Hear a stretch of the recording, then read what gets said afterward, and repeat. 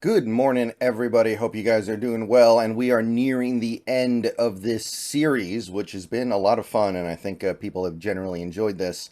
The prediction series for 2023. And we are down to our final positional group on the defense. That's right. We are looking at safeties today. Safeties. So this one's hard.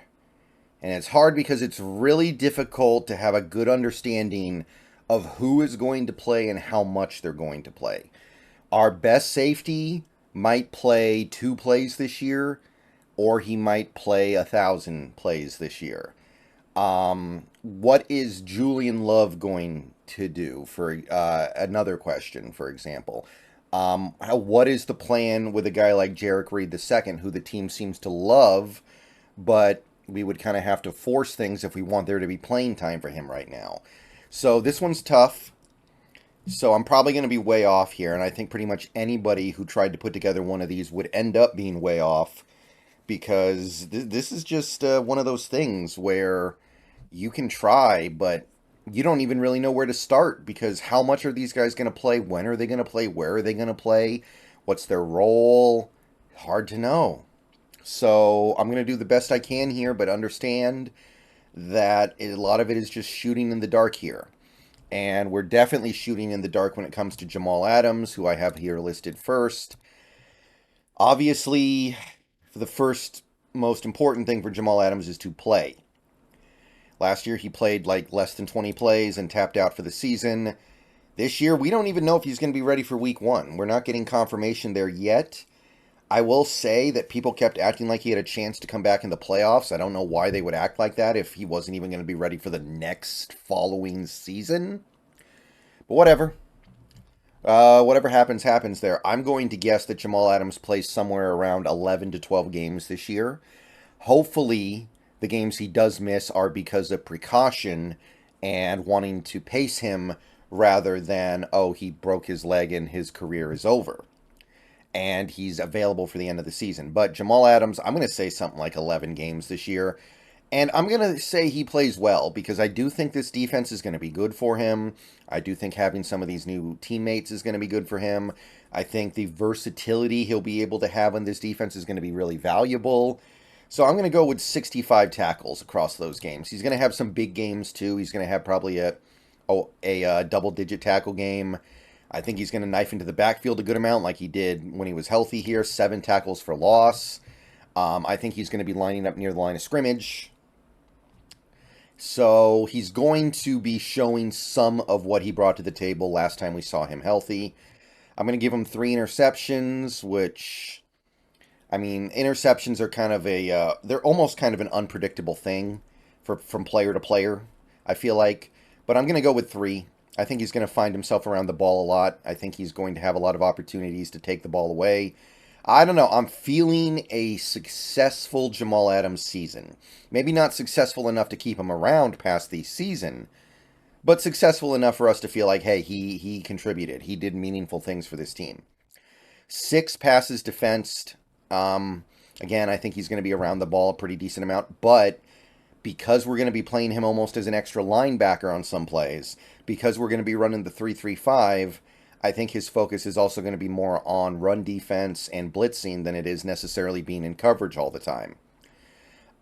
Speaking of blitzing, by the way, I do think he's going to get a lot of pressures. I have 11 QB pressures. I think we're going to blitz him a fair amount, kind of like we did his first year here. So I said 11 QB pressures for Jamal Adams. I think we'd all be pretty okay with that. In coverage, again, I don't think we're going to put him in coverage a ton. And when we do, it's going to be closer to the line of scrimmage.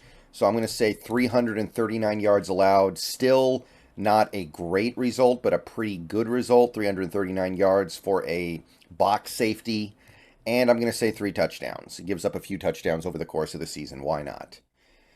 All right, other top safety is Quandre Diggs. And I feel like Diggs is going to be a little bit better than he was last year because he was coming off the major injury, and I think it bugged him for a good chunk of the season. He did not get an interception until the second half of the year, I believe, because his interceptions were 2 against the Raiders, and then the Jets, and then the last game of the year against the Rams. So I feel like there was a little bit of a process of him progressing up to really good level again last year that he won't have to deal with this year. I do think the defense will be a little bit better, so he won't have to be relied on in tackling support as often. Like, a lot of people killed Quandre Diggs for missing a lot of tackles last year, which is fair. Part of the reason why he missed a lot of those tackles was because the guys in front of him weren't keeping him clean. Quandre Diggs is not a great tackler. He never was. He never will be. That's not his game. That's not his role.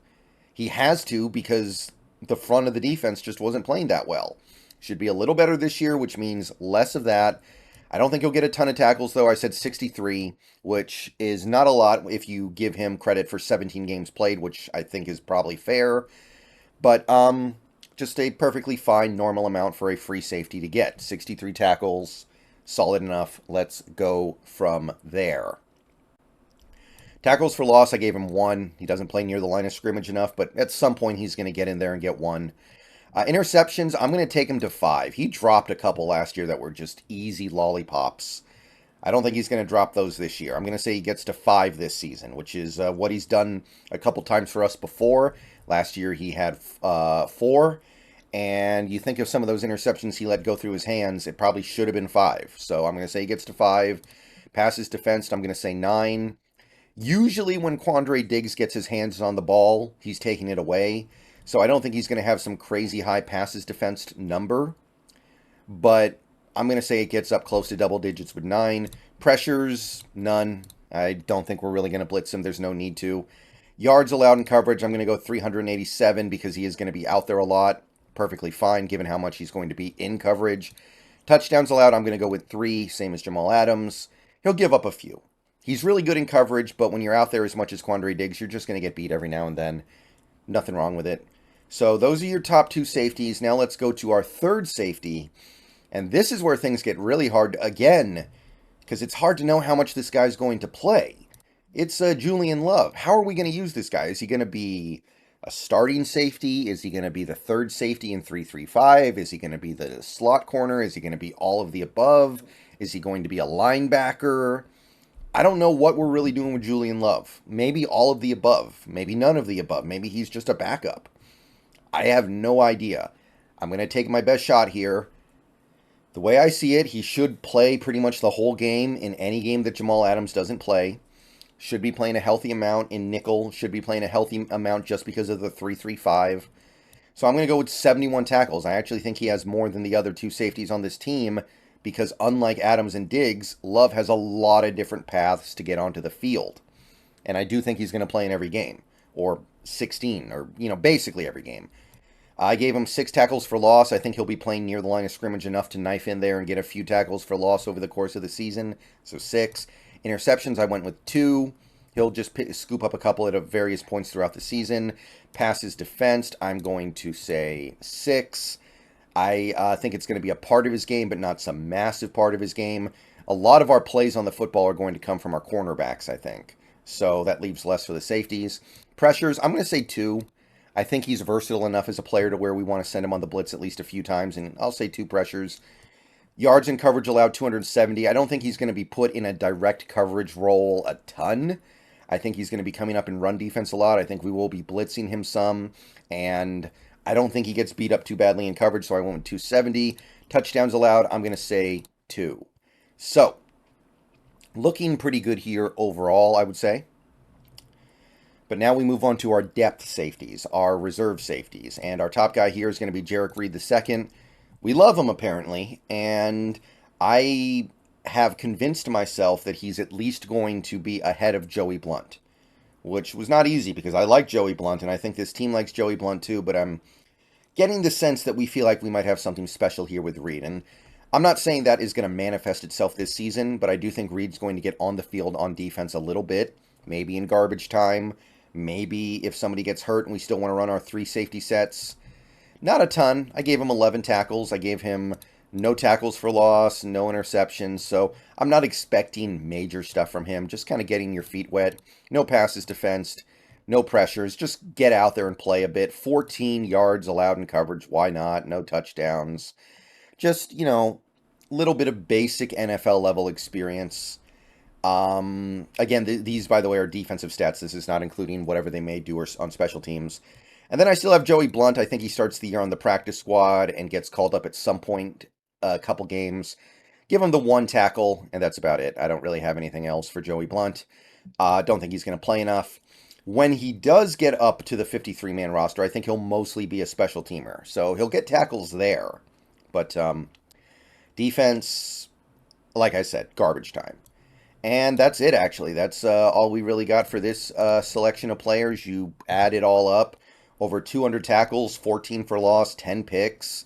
I mean, we're talking about a team that is taking the ball away a ton this season. Like, you add up everything I did, we're talking like 22, 23 interceptions probably. That would be really good. Now, when you look at the investment we've made into our defense, and our secondary in particular, that probably should be the case, but it's still a bold proclamation to say we're going to make this many plays on the ball on defense. 21 passes defense, 13 pressures, pretty much all of them from Adams. 1,000 yards allowed in coverage, 8 touchdowns. Again, rock solid stuff. If these were the results from our safeties in 2023, I don't think anybody could be upset about that. I don't think anybody could complain. That's very, very, very good stuff. And is the, I don't want to say foundation because that's not quite the right word here, but that is the starting point for this defense to be really good in 2023. All right, let me know what you think down below. Obviously, this one's hard because, again, other than Diggs, who I feel very comfortable saying will play pretty much the whole season, and I know what he's going to be doing, what are these other guys going to be doing? It's really hard to know. How much is Adams going to play? Where is Love going to play when he does play? I don't know. But I did the best that I could. So if you guys want to take your shots, feel free to do so down below. See you guys later. Go Hawks. We got a couple more videos in this series, and then it's basically going to be time for football to actually start. Can't wait. See you guys later. Go Hawks.